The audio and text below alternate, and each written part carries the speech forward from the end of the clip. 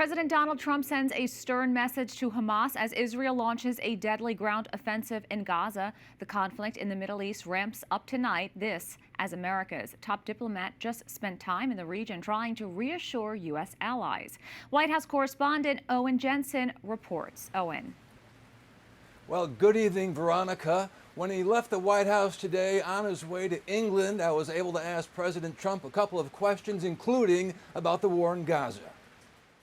Israel's ground offensive is now underway in Gaza City. Your reaction, sir? Well, we're going to see what happens because I hear Hamas is trying to use the old human shield deal, and if they do that, they're going to be in big trouble.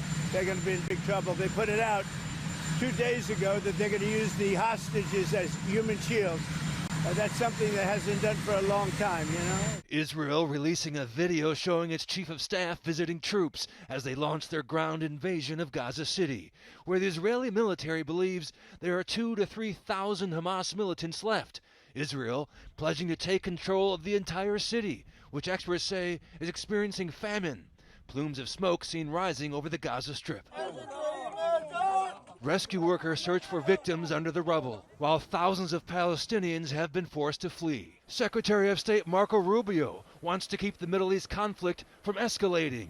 He flew to Qatar today to meet with the emir. Qatar says the two talked about the push for a ceasefire in Gaza, defense cooperation, and the consequences of the Israeli attack against Hamas in Doha. Also, a United Nations commission blames Israel for genocide in Gaza. This is no minor matter.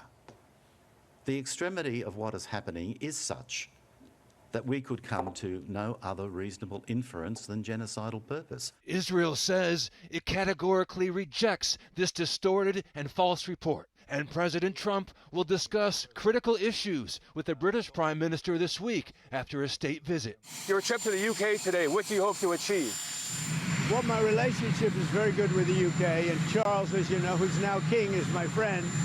And it's the first time this has ever happened where somebody was honored twice, so it's a great honor.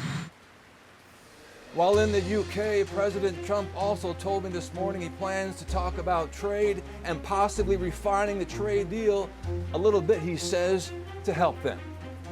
At the White House, Owen Jensen, EWTN News Nightly.